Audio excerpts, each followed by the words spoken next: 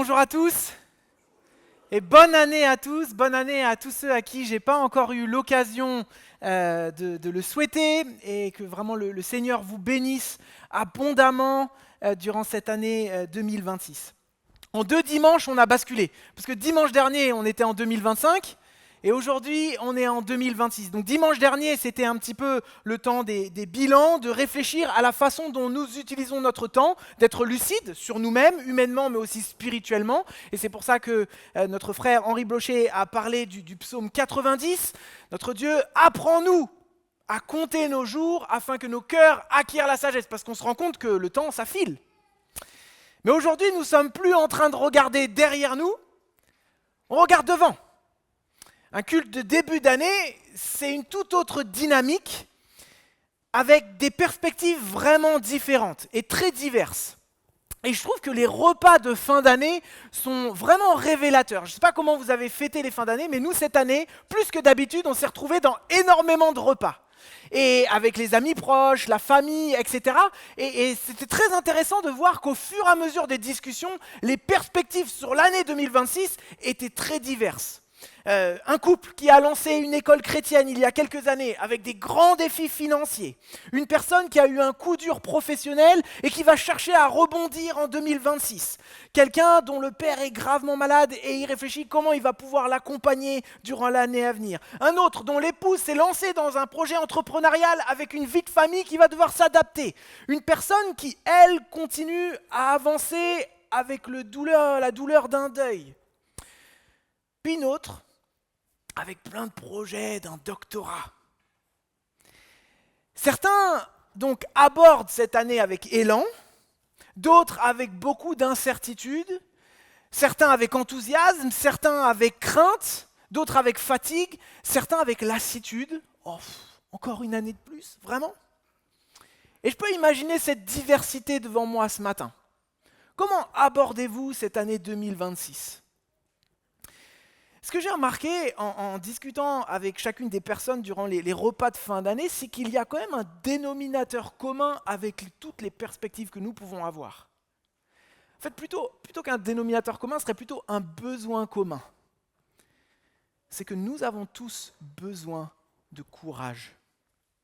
Du courage pour entreprendre, du courage pour persévérer, du courage pour faire face, du courage pour espérer encore, du courage pour rester fidèle quand c'est difficile. Et plus je lis la Bible, plus je suis convaincu que le courage n'est pas une option secondaire dans la vie spirituelle. Un chrétien se doit d'être courageux. C'est une clé essentielle. Et c'est pour cette raison que la devise de l'année 2026 portera sur le courage. Alors pour ceux qui ont rejoint notre église au fur et à mesure de l'année, on a une tradition, je ne sais pas depuis combien de temps dans notre église, de mettre un verset en valeur en début d'année afin d'être un fil conducteur dans la façon dont nous allons diriger notre foi. Et il portera sur le courage. Mais pas que la devise, parce que la première série de prédications que nous allons avoir jusqu'à Pâques cette année s'intitule « Les clés du courage ». Donc à partir d'aujourd'hui, jusqu'à Pâques, ici au Tabernacle, mais aussi dans nos différents groupes de maisons, nous allons étudier le livre de Josué. Espionnage, trahison, enquête, rebondissement, bataille, victoire, défaite, surnaturelle. Alors je ne suis pas en train de vous vendre la prochaine série qui va sortir sur Netflix, non. Mais je suis en train de vous décrire le livre de Josué. Le livre de Josué est vraiment un livre passionnant. Et si vous ne l'avez pas encore lu, dépêchez-vous de le lire. Vous allez vous régaler. C'est dans mes top 3 des livres de ma Bible depuis que je suis tout petit, parce que même un enfant peut s'y retrouver avec toutes les batailles qu'il y a. Et ce qui est évident, c'est que Josué, le personnage principal historique de ce livre, est un homme qui a eu besoin de courage et qui a fait preuve de courage. Et nous allons apprendre beaucoup de son histoire. Alors sans plus tarder, on va rentrer dans le livre avec les 2 premiers versets. Donc Josué chapitre 1, versets 1 à 2. Donc vous pouvez ouvrir vos Bibles pour ceux qui en ont, sinon vous pourrez suivre sur les différents écrans. Josué, c'est le 6e livre de la Bible, donc c'est au début, pour ceux qui cherchent, chapitre 1, donc les 2 premiers versets, tout simplement, et je vais les lire. Après la mort de Moïse, serviteur de l'Éternel, l'Éternel parla à Josué, fils de Nun, l'assistant de Moïse. Mon serviteur Moïse est mort. Maintenant donc, dispose-toi à traverser le Jourdain avec tout ce peuple pour entrer dans le pays que je donne aux Israélites. Voici notre texte, la parole de Dieu pour nous ce matin. Alors qu'est-ce qu'on va pouvoir dire sur si peu de versets ? Et pour certains, il n'y a pas beaucoup de contenu ce matin. Non, il y en a beaucoup en fait.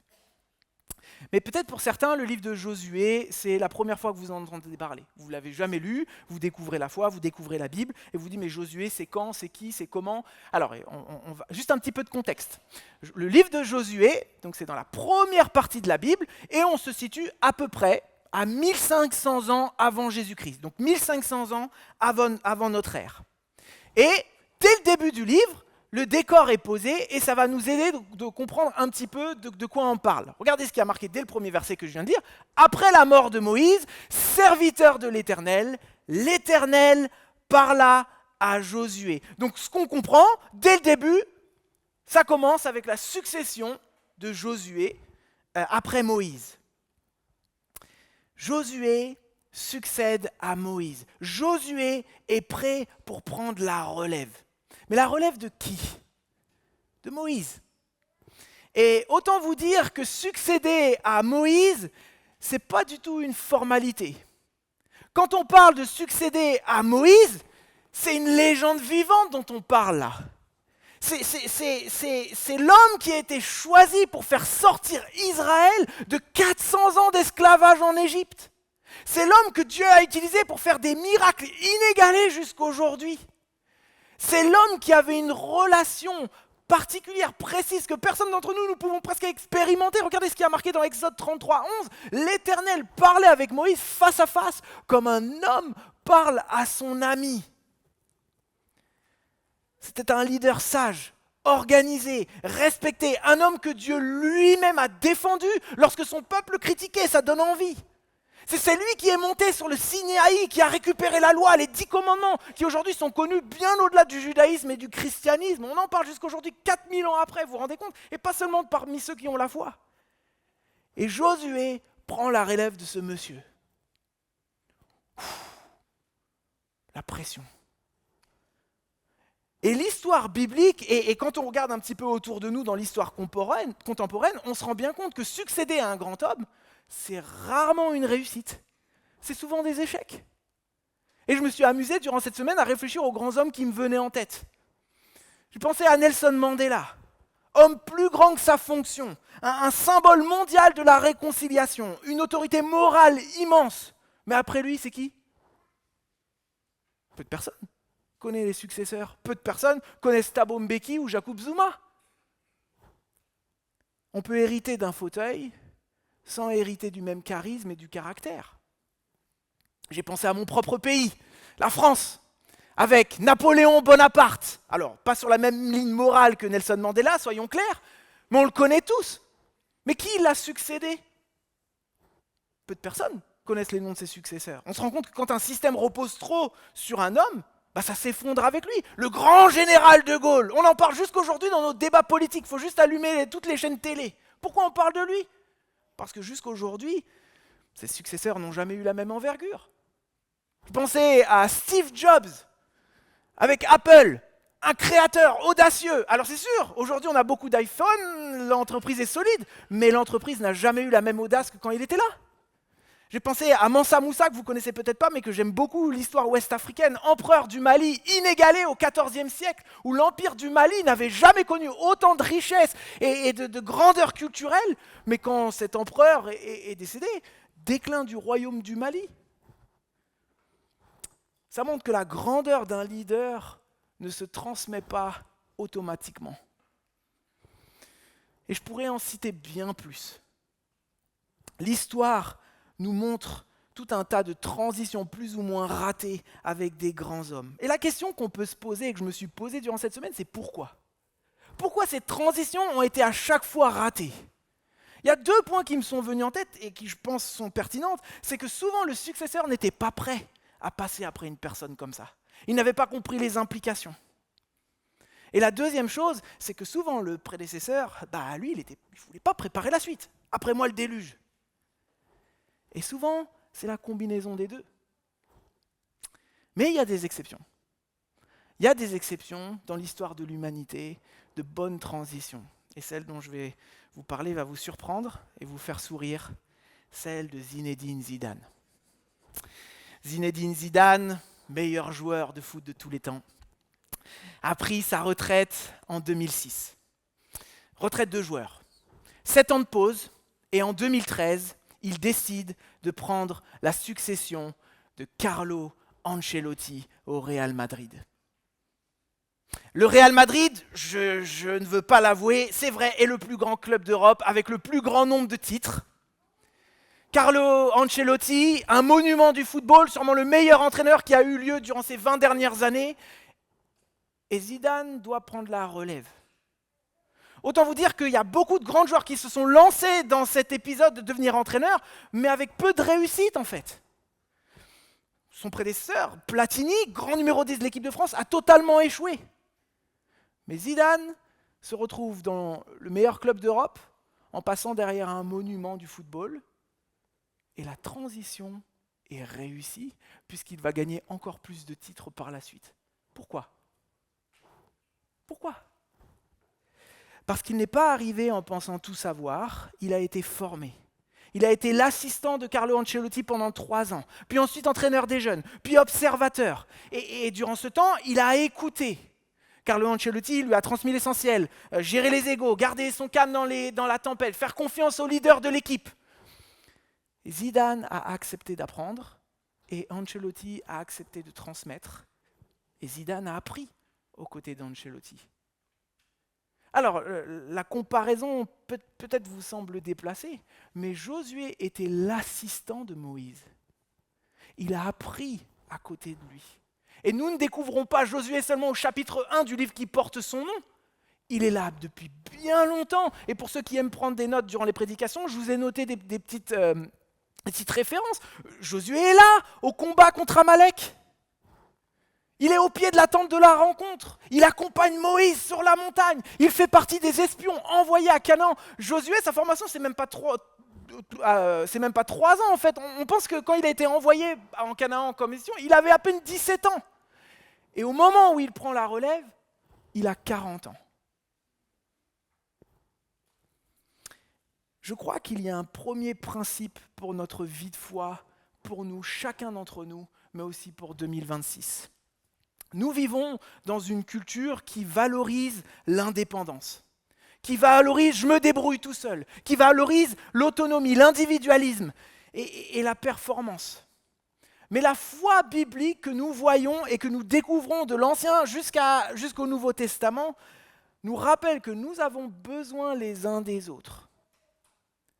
La Bible nous montre que la foi n'est pas une affaire individuelle. Écoutez bien. Dieu a choisi que la foi se transmette et s'apprenne.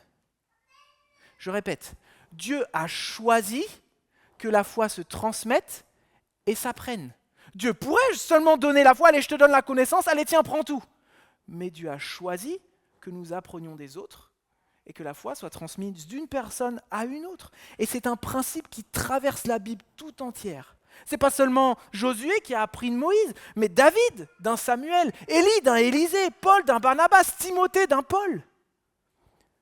Dieu a choisi que nous grandissions les uns par les autres, dans l'écoute et l'accompagnement. Alors je le dis parce que je sais que quand je parle de communauté, je pense à certains d'entre nous, et peut-être certains qui nous suivent en ligne, et c'est la raison pour laquelle vous nous suivez en ligne, c'est que vous avez été blessés par d'autres dans l'Église. Ou vous n'avez pas été soutenus comme vous l'espériez. Peut-être vous dites, je préfère vivre ma foi dans mon coin. Je ne veux pas dépendre des autres. Je préfère marcher seul. Et c'est compréhensible parce que la vie communautaire, elle comporte des risques. Mais la foi chrétienne n'a jamais été pensée par celui qui l'a créée pour être un chemin solitaire. La Bible nous montre que Dieu a choisi la transmission de la foi d'une personne à une autre. Alors peut-être vous avez été blessé en ce début d'année, vous voulez avoir une nouvelle dynamique. Sachez que Dieu, parce qu'il a choisi la transmission, peut aussi choisir et utiliser d'autres pour vous guérir, pour vous encourager et vous enseigner. La communauté, certes, n'est pas parfaite et les pasteurs en premier, mais Dieu a choisi ce moyen-là pour transmettre la foi, l'Église.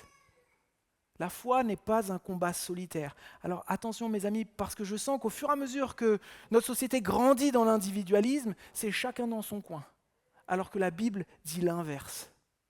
Alors j'aimerais, avant d'aller un petit peu plus loin dans la compréhension de ce texte, vous poser juste une question. De qui acceptes-tu d'apprendre aujourd'hui ? Ce que je remarque, c'est de plus en plus de personnes ne souhaitent pas apprendre des autres.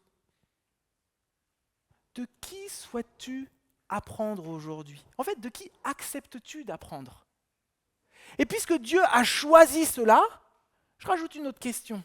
Quelles sont les personnes que Dieu a mis autour de toi et dont il aimerait que tu apprennes d'eux ? Parce qu'il y en a. Mais est-ce que tu acceptes ? Et peut-être que pour 2026, pour certains, ce sera l'occasion de façon intentionnelle, de façon résolue, de rencontrer quelqu'un régulièrement, de plus expérimenter dans la foi que vous, de l'écouter, de lui poser des questions et d'arrêter de toujours vouloir dire ce que vous pensez, mais de vous mettre en mode apprentissage, de vous laisser accompagner, d'accepter cette personne d'expérience qui vous dit quand il semble que vous n'allez pas dans le bon sens. Et moi, je le fais moi-même. Je le fais moi-même. Alors je ne le fais pas dans l'église parce que je suis pasteur, mais j'ai 2 personnes que je rencontre chaque trimestre qui me suivent, donc je suis redevable, que je partage mes fragilités, mes faiblesses. Ils m'encouragent, ils me reprennent et ils prient pour moi. Qui sont ces personnes pour toi ? Et inversement, ceux qui ont de l'expérience. Peut-être certains ont été déçus parce qu'ils ont beaucoup d'expérience et ils veulent transmettre et ils ne trouvent pas une génération qui va les écouter. Courage, persévérez, car ce qui se transmet dure, mais ce qui ne se transmet pas s'efface. Dans quelle vie pouvez-vous investir ? Qui pouvez-vous accompagner ? Qui pouvez-vous inviter chez vous pour partager, écouter, transmettre, prier ? Et c'est vraiment un de mes désirs pour notre Église de façon générale, c'est que notre foi ne se vive pas seulement le dimanche entre nos 4 murs, et pas seulement dans nos cercles amicaux, mais avec une culture de transmission. Mais on avance. Ce qui frappe dans la formation de Josué avec Moïse, c'est bien évidemment tout ce qu'il a appris. On pourrait penser à l'audace, puisque Moïse était quelqu'un d'audacieux, l'obéissance à la loi, la rigueur, la prière, il l'a vu dans le combat face à Amalek, quand Josué combattait, Moïse priait. L'action aussi, parce qu'il faut bouger, il faut avancer. Mais je me suis posé la question, si on veut vraiment savoir ce que Moïse voulait transmettre à Josué, la question qu'on doit se poser, me semble-t-il, c'est qu'est-ce que Moïse voulait transmettre plus que tout à Josué ? Parce que c'est vrai que quand on observe la vie d'une personne, on peut dire, il y a plein de choses à apprendre. Et la vie de Moïse, elle est riche. On peut apprendre plein de leçons. Mais qu'est-ce que lui, de sa vie avec Dieu pendant 120 ans, a voulu transmettre à une personne qui allait lui succéder ? Et ça, je pense que ça a une valeur supplémentaire d'écouter ce que la personne veut dire elle-même, expliquer le pourquoi du comment. Par exemple, moi je suis bassiste, j'aime la musique, et donc parfois, durant la semaine, j'écoute des bassistes. Je peux écouter la musique, tirer de leçons de la personne, comment elle joue, de comprendre, de noter les accords, ses points forts, de faire les mêmes exercices. Mais si finalement je l'écoute, elle parler et expliquer pourquoi elle choisit ses notes, pourquoi elle fait ci, pourquoi elle fait ça, d'un seul coup, il y a une valeur supplémentaire à mon apprentissage auprès de cette personne-là. Du coup, Moïse, qui a une relation unique avec Dieu, 120 ans d'expérience, j'ai envie de savoir ce qu'il a envie de transmettre. Moi, j'ai envie de savoir ce qu'il veut nous transmettre, à chacun d'entre nous. Alors, comment le savoir pour Moïse ? Comment savoir ce qu'il voulait plus que tout transmettre à son successeur ? Souvent, la meilleure façon de comprendre ce qu'une personne voulait vraiment transmettre, c'est de savoir ce qu'elle a dit comme ses dernières paroles. Ça, c'est quelque chose que j'ai remarqué en tant que pasteur. J'ai souvent vu cela. À la fin d'une vie, que ce soit un homme ou une femme, n'a plus de temps pour les futilités. Elle va à l'essentiel. Ce qui ressort, c'est ce qu'elle veut transmettre, les essentiels de la vie. Parfois, c'est des épreuves douloureuses de sa vie, et elle veut que les gens le sachent. Mais parfois, c'est aussi ce que la personne veut laisser et veut transmettre aux autres.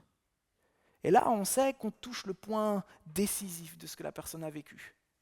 Alors, qu'est-ce que Moïse a voulu transmettre à Josué? Et dans la Bible, nous avons les dernières paroles de Moïse, les toutes dernières. Et ce sera notre devise pour cette année. Deutéronome 31, verset 8, et on va lire aussi le verset 7.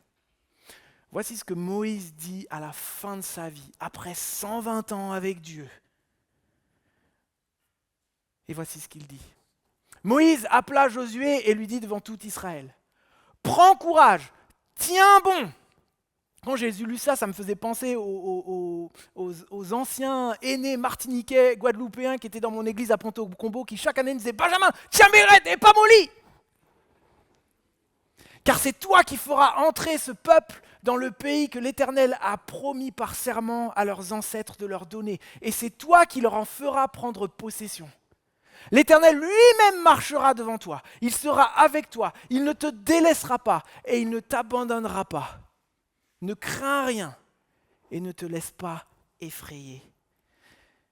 C'est très intéressant. Parce que Moïse aurait pu dire plein de choses. Mais ce que Moïse a décidé de transmettre à Josué, c'est courage.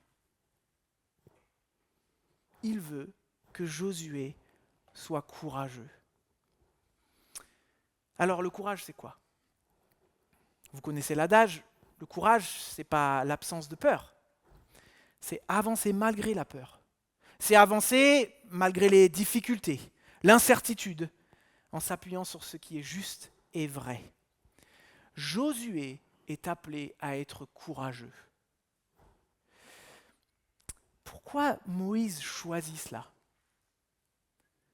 Parce que Moïse s'appuie sur deux réalités complémentaires qu'il a vécues. Et en fait, dans ce verset, dans ce passage que nous avons lu, nous pouvons découvrir ce que Moïse souhaite à Josué et nous pouvons comprendre pourquoi il le souhaite. Et je suis persuadé que c'est parce que Moïse s'appuie sur sa propre expérience qu'il lui dit « sois courageux ». Il y a deux réalités dans ce passage. La première réalité, c'est que ce qui est devant Josué n'est pas simple. Prends courage et tiens bon. Pourquoi? Car c'est toi qui feras entrer ce peuple dans le pays que l'Éternel a promis par serment à leurs ancêtres de leur donner. Et c'est toi qui leur en feras entrer, en fera prendre possession. La première réalité, c'est que ce qui est devant Josué n'est pas simple. La vie devant Josué, ce ne sera pas une partie de plaisir. Pour plusieurs sujets. Déjà d'une, le peuple que Josué hérite, ce n'est pas un peuple facile. C'est un peuple qui a été marqué par les peurs, les murmures, les échecs du passé. Un peuple rebelle qui a critiqué ses leaders. Et en plus, il hérite d'un moment décisif pour la nation, c'est entrer dans la terre promise alors qu'ils viennent de passer 40 ans dans le désert. Et franchement, si on prend juste cette réalité en compte, la difficulté de la tâche et le peuple qu'il a, et quand il prend en compte les adversaires qu'il aura, franchement, autant abandonner. Il a 40 ans, Josué, tu peux utiliser ta vie différemment. Mais cette réalité est complémentaire d'une autre. C'est ce que Moïse dit par la suite. Il dit, l'Éternel lui-même marchera devant toi, il sera avec toi et il ne te délaissera pas, il ne t'abandonnera pas, ne crains rien et ne te laisse pas effrayer. En fait, cette deuxième réalité, c'est que Dieu est fidèle. Moïse, en regardant sa vie, a sûrement contemplé la fidélité de Dieu d'un côté, en voyant que Dieu n'a jamais manqué à ses promesses. Il a toujours été présent. Mais en même temps, Moïse a constaté la difficulté de sa vie, les épreuves, le manque de confiance en soi, la peur, l'anxiété, la difficulté relationnelle avec le peuple, le poids de sa position. Et c'est exactement pour ça que le courage devient indispensable, mes amis. Il faut du courage parce que la vie est difficile. Mais il faut aussi du courage parce que Dieu est fidèle. Et sans courage, nous ne pouvons pas goûter à la fidélité et à la bonté de Dieu. Si Josué, regardez à quel point les deux réalités sont complémentaires. Si Josué ne regarde qu'à la difficulté devant lui, il abandonne. Pourquoi se prendre la tête avec un peuple rebelle pour combattre des gens qui sont plus forts que lui? On abandonne. Mais si Josué n'avait pas été courageux, et on va le découvrir par la suite, il n'aurait pas pu goûter aux actions miraculeuses de Dieu dans sa vie et pour le peuple. Et je suis persuadé, je le crois personnellement, que si certains d'entre nous ne goûtent pas la fidélité de Dieu, c'est parce que vous ne faites pas de preuve de courage et que vous abandonnez trop vite. Sans courage, difficile de goûter à la fidélité de Dieu. Dieu, et nous allons le découvrir dans le livre de Josué, Andy va nous en parler durant la traversée du Jourdain, que Dieu attend des gestes de courage pour manifester sa fidélité et sa puissance. Mais de l'autre côté, il y a un déséquilibre aussi. Si on ne regarde pas la difficulté de la vie, on n'est pas réaliste en disant « ça va, si on a la foi, tout sera facile !» On se trompe aussi. On se trompe. Et on l'entend souvent, ça, malheureusement dans des enseignements mauvais. Si j'ai la foi, si tu as vraiment la foi, alors tous mes problèmes seront finis instantanément, au nom de Jésus. Tu peux dire au nom de Jésus 45 fois, si Dieu ne l'a pas décidé, ce ne sera pas fait. Il y a un équilibre. Il y a un équilibre qui fait que Moïse a compris, et pourtant il en a vécu des miracles bien plus que ce que nous pouvons dire aujourd'hui. Moïse a compris qu'il y a un équilibre entre la fidélité de Dieu et la vie qui est devant nous et qui est difficile.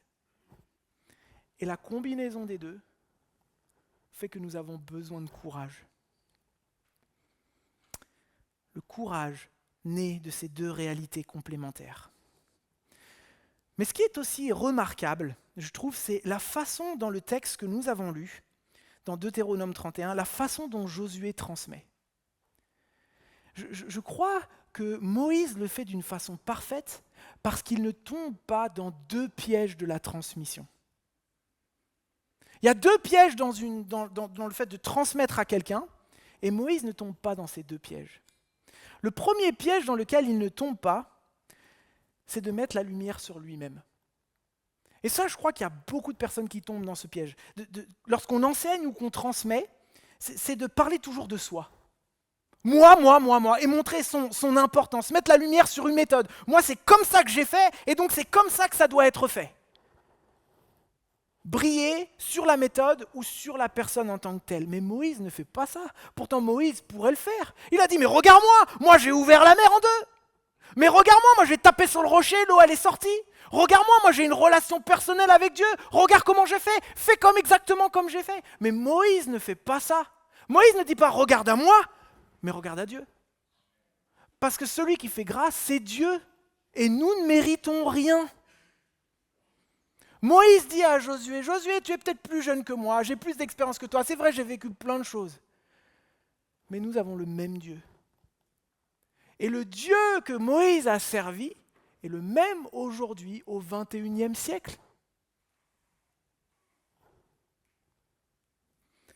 Avec beaucoup d'humilité, Moïse ne dit pas « regarde comment j'ai fait », mais Moïse dit « Josué, regarde avec Dieu, marche avec lui ». Moi aussi j'ai eu peur, moi aussi j'ai craint, mais il ne m'a jamais déçu. Il ne tombe pas dans le piège de mettre la lumière sur lui-même. Mais il y a un deuxième piège dans lequel Moïse ne tombe pas. Et c'est ce que j'appelle le piège Rasta Rocket. Alors, je ne sais pas combien de personnes ont vu ce film, un film des années 90 qui a marqué mon enfance. Je pense que je l'ai vu au moins 20 fois. Un film incroyablement drôle, mais aussi très touchant, qui raconte l'histoire de la première équipe jamaïcaine de bobsleigh. Et dans ce film, vraiment très drôle, je vous encourage à le regarder même avec vos enfants, on rigole bien. Et à un moment, il y a Junior, dans l'image en bas, avec son beau pull violet, qui fait partie de cette équipe et qui lui manque vraiment de confiance en lui et il a peur dans sa famille. Et donc Yul Brynner, le chauve qui est derrière, le prend devant un miroir et lui dit « Qu'est-ce que tu vois ?» Moi ? Il dit « Non, qu'est-ce que tu vois ?» Et Junior, il bégaye, moi, un Jamaïcain. Il dit non, moi, je vois un homme fier, je vois un homme fort. Et Junior, il dit, ah bon ? Oui, mais répète-le après moi. Et donc Junior, il dit, oui, je vois un homme fort, oui, je vois un homme fier. Et il le dit 3 fois, 4 fois, jusqu'à ce qu'il s'énerve, il va voir son père, et boum, il se décompose. Mais c'est une erreur que nous faisons nous aussi. De penser que nous serons courageux par nos propres forces. Combien de fois je suis tombé parce que je pensais que j'étais assez fort pour supporter les choses. Et on entend souvent cette phrase dans du développement personnel. Crois en toi et ça ira. Crois en ton potentiel. Non, surtout ne crois pas en toi. Surtout. Crois en lui. Et ça fait toute la différence, les amis. Ça fait toute la différence. Parce que le fait de croire en nous, en nos propres forces, en nos propres capacités, ça peut marcher un temps, jusqu'à ce que les circonstances de la vie vous ramènent à la réalité et vous montrent votre fragilité. Et je vous le dis en connaissance de cause, parce que moi-même, avec un caractère un peu brut et déterminé, pendant longtemps dans ma vie, j'ai pensé que j'étais assez fort pour supporter les choses, jusqu'à ce que la vie me ramène à la réalité. Vous n'êtes pas assez fort, c'est Dieu qui est fort. Moïse ne dit pas « sois courageux », mais il dit « parce que toi tu es fort ». Pourtant Josué était fort, il a combattu contre Amalek, il était là. Et quand il est revenu avec Caleb de la terre promise, il a dit « non, il faut y aller ». Il était audacieux, il était fort. Mais pourtant Moïse lui dit « non, parce que lui est là, lui il marchera avec toi ». Et je crois vraiment que ça change tout dans la façon dont nous abordons la vie. J'ai utilisé cette illustration il y a 1 an et demi, et comme il y a beaucoup de gens qui nous ont rejoints, je me permets de la réutiliser. J'ai joué au basket pendant très longtemps, jusqu'à mes années universitaires. Et franchement, j'ai joué à un bon niveau. Je savais que j'allais jamais être un basketteur professionnel, parce que quand je regardais ceux qui étaient autour de moi, j'ai bien compris que j'étais un bon joueur, mais pas bon, et j'étais petit en plus. Mais j'ai aussi compris, dans mon histoire de basketteur, que je ne ferais jamais gagner mon équipe. Pourquoi ? Parce qu'il y avait Yannick Zaché dans mon équipe. Yannick, oui, vous l'avez reconnu, il a fait Koh-Lanta aussi dernièrement. Yannick était dans mon équipe. Yannick, on avait 15 ans, 16 ans, moi je faisais 1m72, lui faisait 2 mètres. Ses bras ressemblaient à mes cuisses, et quand il sautait, il écrasait le panier. Et quand on arrivait dans des stades où il y avait beaucoup de difficultés avec des grandes équipes, on regardait Yannick, on dit bon, ça va. Yannick est avec nous. Et le fait que Yannick soit dans notre équipe, ça nous faisait jouer vraiment différemment. Parce que quand j'avais la balle, on tirait, si je rate, c'est pas grave, Yannick va récupérer. Si je fais une passe un peu bancale, c'est pas grave, Yannick va récupérer, il va en faire quelque chose de bon. Et finalement, le fait que Yannick soit dans notre équipe nous rendait forts. Pas parce que nous, les autres, on était forts, on était assez faibles par rapport à lui, il faut dire la vérité. Mais parce que Yannick était dans notre équipe, nous jouions différemment. Avec confiance et de façon libérée. Mais quand Yannick n'était pas là, franchement, c'était assez catastrophique. Comment devrait-on avancer dans la vie avec celui qui a créé la terre et l'univers dans notre équipe ? En quoi votre façon d'aborder la vie est différente de ceux qui pensent que Dieu n'est pas dans leur équipe, en fait ?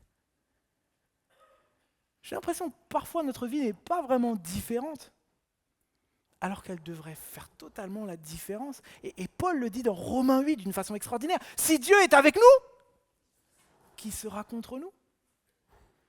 Est-ce que tu crois vraiment que le Dieu qui a créé les étoiles, le ciel, l'univers, le firmament, est dans ton équipe ?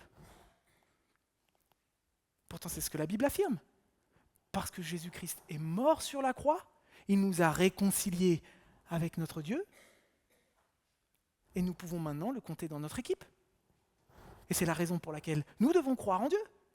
Nous devons croire à ce que Jésus a fait pour nous, parce que nous pouvons l'avoir dans notre équipe.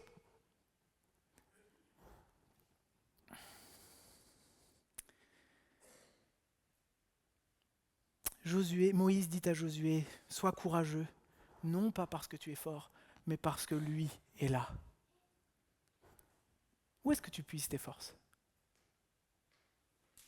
Attention à ne pas te fatiguer. Le courage dans la vie spirituelle ne puise pas ses forces dans nos capacités, mais il vient de la présence de Dieu à nos côtés, même quand la vie est dure. Entrer dans les plans de Dieu demande du courage. Je parlerai un peu plus la semaine prochaine de l'objet et du but de notre courage, parce que là, je crois aussi que nous nous trompons régulièrement. Mais le parallèle que je souhaitais mettre en avant ce matin, en ce début 2026, c'est que peu importe ce que vous avez devant vous, peut-être vous avez des défis enthousiasmants dans votre vie, peut-être des sujets préoccupants. Ce dont vous avez besoin, c'est du courage placé au bon endroit. Et ça fera la différence dans la façon dont vous allez aborder la vie. Et donc je souhaite que ce matin, vous puissiez entendre la voix de Dieu, chacun de vous, qui vous dit personnellement, sois courageux. Sois courageux et puise tes forces en moi. Alors, en début d'année 2026, je pourrais vous souhaiter la santé, la prospérité. Et c'est vraiment ce que je désire pour vous. Je le désire vraiment et je prie pour ça. Mais même dans la santé, même dans la prospérité, vous allez avoir besoin de courage. Alors mes vœux pour vous en 2026, c'est que Dieu nous donne le courage nécessaire. Dans quel domaine avez-vous besoin de courage pour cette année?